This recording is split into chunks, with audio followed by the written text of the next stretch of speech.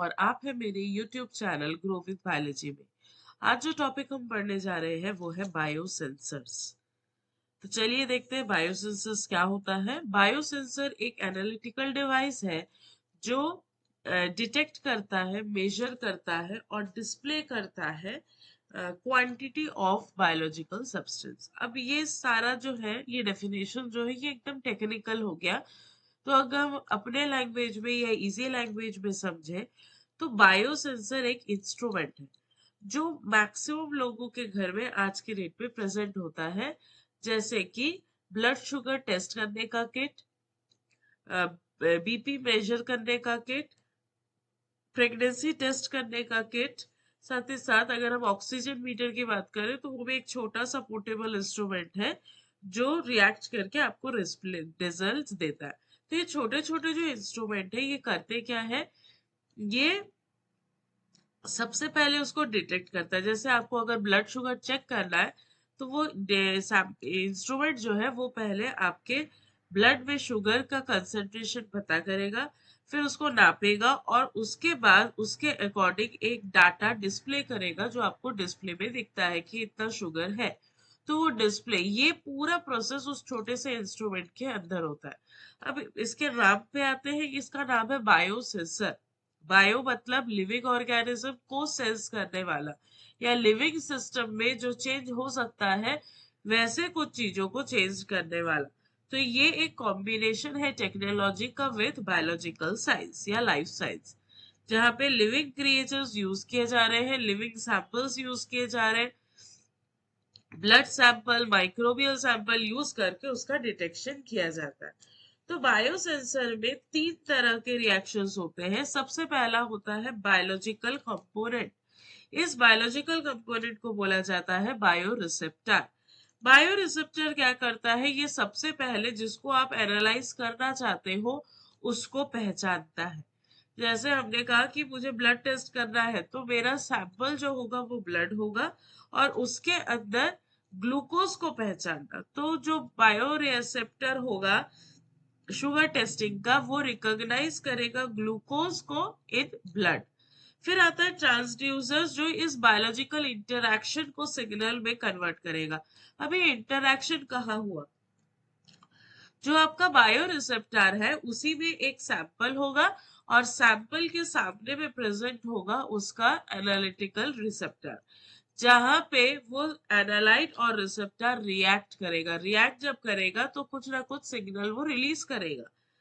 Signal कितने तरह के होते हैं वो नेक्स्ट स्लाइड में हम देखेंगे। जैसे ही वो सिग्नल को रिलीज किया, उस इंटरैक्शन से एक सिग्नल जनरेट हुआ, ये काम हो गया ट्रांसड्यूसर का। अब सिग्नल को प्रोसेस करना, जो आपको सिग्नल मिला है उसको एम्पलीफाई करना और उसके बाद उस एम्पलीफिकेशन के अकॉर्डिंग एक न्यूमेरिकल वैल्यूज को आपको डिस्प्ले करना, ये आपका लास्ट पार्ट जो है डिस्प्ले प्रोसेसर या सिग्नल प्रोसेसर का काम है।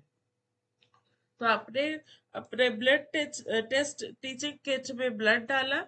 ब्लड जैसे ही आपने डाला तो उसमें से ग्लूकोज लेवल उसने आइडेंटिफाई किया और आइडेंटिफाई करने के बाद उसके अकॉर्डिंग एक रिएक्शन हुआ। इसमें मैं आपको बता ही देती हूँ, इसमें इलेक्ट्रॉन रिलीज होता है। तो इलेक्ट्रॉन रिलीज जब हुआ तो उसके अकॉर्डिंग एक सिग्नल डेवलप हुआ। उस सिग्नल को एम्पलीफाई करके आपके ब्लड में कितना शुगर है, कितना डेसिमल्स ऑफ शुगर्स है, वो आपको इंफॉर्मेशन मिल जाता है कि सैंपल के ऊपर। अब आते हैं कहाँ कहाँ काम आता है। इस तरह के छोटे छोटे इंस्ट्रूमेंट्स बहुत ज्यादा हैंडी होते हैं और इसीलिए इसकी उपयोगिता भी ज्यादा है। जैसे कि क्लिनिकल डायग्नोसिस, ये तो आप समझ चुके हैं। एनवायरमेंटल मॉनिटरिंग, कहीं सैंपल में, कहीं वाटर सैंपल है उसमें उसका हार्डनेस मेजर करना, उसका टोटल डिजॉल्व सॉलिड मेजर करना, इन सब में भी आप इसको इजीली यूज कर सकते हैं। फूड सेफ्टी, कोई माइक्रो ऑर्गेनिज्म है या नहीं खाने में, वो भी आप पता कर सकते हो। बायोटेक्नोलॉजी ये तो एक ब्रॉड फील्ड है जिसके अंदर आप अलग अलग तरह के सेंसर डेवलप भी कर सकते हो और मॉनिटर भी कर सकते हो। साथ ही साथ फार्मास्यूटिकल रिसर्च, जहां पे एंजाइम बेस्ड या सैंपल बेस्ड बायोसेंसर्स बनाए जाते हैं। अब आते हैं कंपोनेंट। सबसे पहला कंपोनेंट है बायो रिसेप्टर, जो कि आपके एनालाइट को रिसीव करेगा और पहचानेगा कि इसमें मुझे क्या आइडेंटिफाई करना है। जैसे आपने ब्लड दिया तो ब्लड में से ग्लूकोज पहचाना, तो वैसे आपका सैंपल एंजाइम हो सकता है, एंटीबॉडी हो सकता है, डीएनए हो सकता है, माइक्रो ऑर्गेनिज्म हो सकता है, या एप्टामर हो सकता है। फिर आते हैं ट्रांसड्यूसर, जो बायोलॉजिकल सैंपल को इलेक्ट्रिकल सैंपल में कन्वर्ट करते हैं। बायोलॉजिकल सैंपल्स में से इलेक्ट्रोकेमिकल, ऑप्टिकल या पीजो इलेक्ट्रिक या थर्मल, इस तरह से 4 तरह का रिएक्शन हो सकता है जो आपको जो ट्रांसड्यूसर पहचान के उसको एक अप्रोप्रिएट इलेक्ट्रिकल सिग्नल में कन्वर्ट करता है।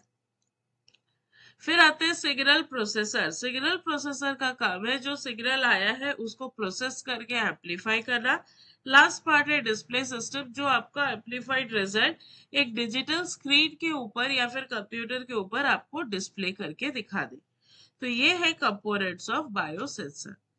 अब आते हैं प्रिंसिपल पे। तो प्रिंसिपल में मैं जैसे आपको बता रही थी कि जब एक एनालाइट बायो रिसेप्टर के साथ रिएक्ट करेगा तो आपके वहां पे मतलब बायोसेंसर के अंदर में कुछ रिएक्शंस होगी।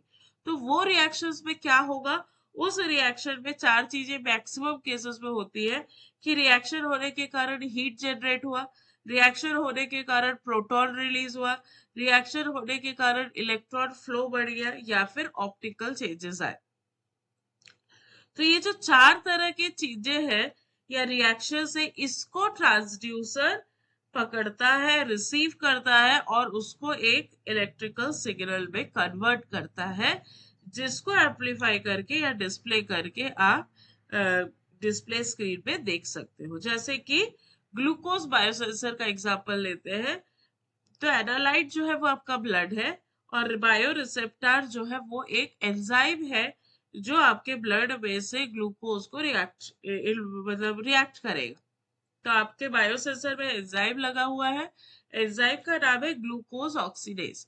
अब जैसे ही ग्लूकोज ऑक्सीडेज के ऊपर में एक ड्रॉप ब्लड गिरेगा तो ग्लूकोज ऑक्सीडेज ग्लूकोज को आइडेंटिफाई करेगा कि कितना ग्लूकोज इसमें है, उस सारे ग्लूकोज को वो ग्लूकोनिक एसिड में कन्वर्ट कर देगा।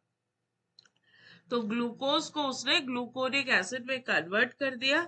जब ग्लूकोज को ग्लूकोनिक एसिड में कन्वर्ट कर दिया तो ग्लूकोनिक एसिड बनने के कारण वहां पे इलेक्ट्रॉन रिलीज हुआ और यही इलेक्ट्रॉन को ट्रांसड्यूसर डिटेक्ट करके एम्पलीफिकेशन और डिस्प्ले के लिए भेजता है। तो आपका एनालाइट है ग्लूकोज, बायो रिसेप्टर है ग्लूकोज ऑक्सीडेज, और कन्वर्शन हो रहा है, जिस तरह का रिएक्शन हो रहा है उसमें जो जनरेट हो रहा है वो है इलेक्ट्रॉन फ्लो। ये है इसका बेसिक प्रिंसिपल।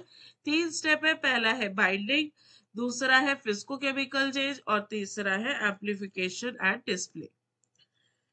अब आते हैं बायोसेंसर में जो बायो रिसेप्टर है जहां पे आपने ब्लड डाला वो कितने तरह का हो सकता है। सबसे पहले एंजाइम बेड जो अभी हमने देखा ग्लूकोज ऑक्सीडेज, जहाँ पे एंजाइम रिएक्ट करता है और रिएक्ट करके आपको सिग्नल आगे ट्रांसफर करेगा। दूसरा आता है इम्यूनो सेंसर, जहाँ पे एंटीजन लगा हुआ है, आपने ब्लड डाला तो उसमें एंटीबॉडी होगा, वो रिएक्ट करके बताएगा। ऐसा रहता है प्रेगनेंसी टीचिंग किट में, जो आप यूरिन सैंपल डालते हो यूरिन सैंपल में एंटीबॉडीज होता है और उस एंटीबॉडीज को एंटीजन रिएक्ट करके आपको रिएक्शन बताता है। नेक्स्ट आता है डीएनए बायोसेंसर। इसमें डीएनए का हाइब्रिडाइजेशन किया जाता है और उसके बाद उसको देखते हैं, इसको जीनो सेंसर्स भी बोलते हैं। इसमें से रिकॉग्निशन हो सकता है एंटीबॉडीज का, न्यूक्लिक एसिड, रेयर सेल्स, ये सारे जो सैंपल्स हैं इन सबको आप एज अ एनालाइट डाल सकते हो। आपके पास बायो रिसेप्टर जो है वो डीएनए का सेंसर है जो डीएनए रिलेटेड मॉलिक्यूल्स को सेंस करेगा और उसके बाद उसको सिग्नल करके एम्पलीफाई करेगा। नेक्स्ट आता है माइक्रोबियल बायोसेंसर, जो कि सेंस करने वाला सिस्टम जो है वो माइक्रोबियल सेल्स को रिएक्ट करेगा। वहां पे डब्ल्यूबीसी आरबीसी को नहीं पहचानेगा, वो सिर्फ माइक्रोबियल सेल्स को अगर आपने डाला है तो वो उसको रिसीव करेगा, उसको समझेगा। इलेक्ट्रोकेमिकल, ऑप्टिकल, मैकेनिकल, इस तरह से ट्रांसड्यूसर में चेंजेस हो सकते हैं। जिस तरह का सिग्नल रिलीज कर रहा है उस तरह का ट्रांसड्यूसर लगाएंगे, फिर सैंपल को सिग्नल को एम्पलीफाई करेंगे और फिर प्रोसेसिंग करके रिजल्ट देखेंगे। एप्टामर बायोसेंसर, इसमें synthetic cell signal cells standard DNA RNA लिया जाता है जो स्पेसिफिक मॉलिक्यूल के साथ बाइंड किया जाता है। इसमें ये बायोटेक्नोलॉजिकल अप्रोच है। यहाँ पे रिकॉम्बिनेंट लिया जाता है और उसके बाद उसके साथ रिएक्शन को आगे चेक किया जाता है। तो अब टाइप्स ऑफ बायोसेंसर्स अब पढ़ेंगे हम। ट्रांसड्यूसर, जो हमने रिएक्शन पढ़ा कि हीट जनरेट हो सकता है, इलेक्ट्रॉन शिफ्ट हो सकता है, ऑप्टिकल दिख सकता है, ऑसिलेशन हो सकता है। तो ये सारे जो मेथड्स है, इन चारों मेथड्स के बेसिस पे ट्रांसड्यूसर चार तरह के हो सकते हैं। पहला इलेक्ट्रोकेमिकल, दूसरा ऑप्टिकल, तीसरा पीजो इलेक्ट्रिक, चौथा थर्मल। जब इलेक्ट्रोकेमिकल की बात करते हैं तो इसमें इलेक्ट्रिक चार्जेस, इलेक्ट्रॉन फ्लो में जब रिएक्शन होता है तो आपको ट्रांसड्यूसर इलेक्ट्रोकेमिकल लेना पड़ेगा। जब लाइट एब्जॉर्प्शन पे बात हो रही है, कोई फ्लोरोसेंस रिलीज कर रहा है या रिफ्रैक्टिव इंडेक्स चेंज हो रहा है, तब आपको जो ट्रांसड्यूसर लगेगा वो है ऑप्टिकल। तीसरे की बात करते हैं जिसमें हम पीजो इलेक्ट्रिक ट्रांसड्यूसर पढ़ रहे हैं, और इसमें आपको लगेगा उस वो सारे रिएक्शंस में जहां पे मास का चेंज हो रहा है, मास चेंज हो रहा है, ऑसिलेशन हो रहा है, फ्रीक्वेंसी चेंज हो रही है, उस तरह के रिएक्शंस में आपको पीजो इलेक्ट्रिक करंट लगेगा। नेक्स्ट है थर्मल या कैलोरीमेट्रिक एसिड, जो मेजर करेगा कि हीट चेंजेस है, और हीट चेंज मतलब रिएक्शन में हीट रिलीज हुआ और उस हीट रिलीज को ट्रांसड्यूसर पहचान रहा है, तो वहां पे जो ट्रांसड्यूसर लगेगा उस वो कैलोरीमेट्रिक या थर्मल ट्रांसड्यूसर लगेगा। तो आप जो रिएक्शन करवा रहे हो, जब आपको एक बायोसेंसर बना रहा है, तो सबसे पहले आप समझो कि आप जिसको चेक करना चाहते हो वो रिएक्ट किससे करे।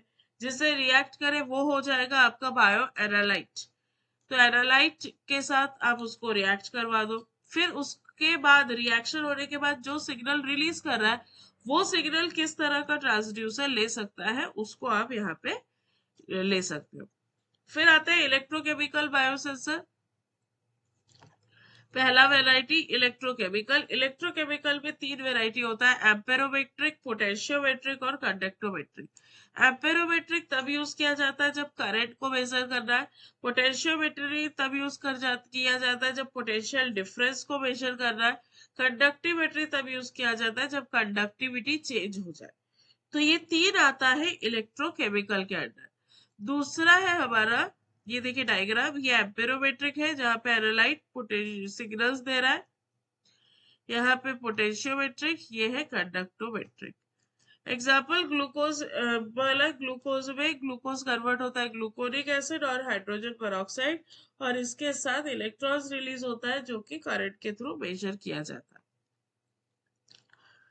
अब हम बात करते हैं applications of biosensors. Applications of biosensor में सबसे सिंपल वाला जो अभी डे टू डे लाइफ में यूज होता है वो है ग्लूकोज मॉनिटरिंग किट, HIV या कोविड का किट जो बीच में आया था, प्रेगनेंसी टेस्ट किट वो भी आया था, कैंसर का बायोमार्कर डिटेक्शन भी आ चुका है। तो ये एक स्लॉट है जो कि हम मेडिकल या क्लिनिकल डायग्नोसिस में यूज करते हैं। एनवायरमेंट मॉनिटरिंग जब हम करेंगे तो उसमें आता है heavy metals, lead, mercury, arsenic, ये सब आते हैं। पॉल्यूशन का मॉनिटरिंग करना, वाटर में कोई हेवी मेटल्स है कि नहीं, वाटर में माइक्रो ऑर्गेनिज्म है कि नहीं, ये सब आप मॉनिटर कर सकते हो। डिटेक्शन ऑफ पेस्टिसाइड्स, पेस्टिसाइड्स का कंपोजिशन देख के उसके अकॉर्डिंग आप बायोसेंसर डेवलप किया जा चुका है। Food and beverage industries, food spoilage अगर होगा तो उसमें माइक्रो ऑर्गेनिज्म होगा, वो डिटेक्शन हो जाएगा। फर्मेंटेशन प्रोसेस अगर होगा तो उसमें केमिकल रिएक्शंस हो रहे हैं तो उसमें वो भी आप डायग्नोस कर पाओगे। अल्कोहल का कंसंट्रेशन भी मेजरमेंट कर सकते हो। नेक्स्ट आता है बायोटेक्नोलॉजिकल रिसर्च, जहाँ पे enzyme kinetics, rate of reaction of enzymes पे हम काम कर सकते हैं। हाई थॉरोपुट बायोस्क्रीनिंग, बायोस्क्रीनिंग मतलब माइक्रो ऑर्गेनिजम्स या किसी भी लिविंग क्रिएचर का स्क्रीन करना।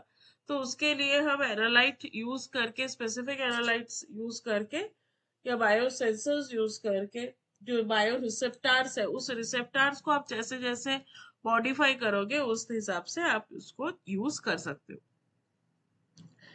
Real time cellular activity monitoring, अब कहीं पे भी सेल्स है या नहीं है उसमें आप उसे सेंसर डाल दिया है, जब भी वहां पे कोई माइक्रो ऑर्गेनिज्म आएगा तो आप उसको डिटेक्ट करके आपको इन्फॉर्म कर देगा। तो ये रियल टाइम मेथड भी आप यूज करते हो।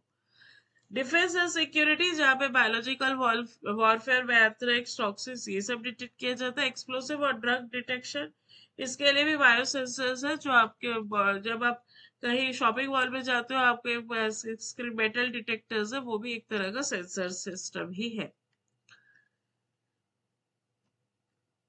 अब आते हैं एडवांटेजेस। ये हाईली एडवांटेजेस है क्योंकि ये बहुत ज्यादा पोर्टेबल है, बहुत इजीली यूज कर सकते हैं और ये लो कंसंट्रेशन को भी आपको आइडेंटिफाई करके बता देता है। और इसका जो ये छोटा सा होने से कारण आप डे टू डे लाइफ में यूज कर सकते हो। कॉम्प्लिकेटेड बिल्कुल नहीं है, सिर्फ आपको ब्लड पिक करना और डालना है, तो ये बहुत सिंपल है। और जिनको डायबिटीज है उनके घर में मैक्सिमम केसेस में होता ही है, जिनको बीपी है उसके मेजरमेंट सिस्टम भी होते हैं।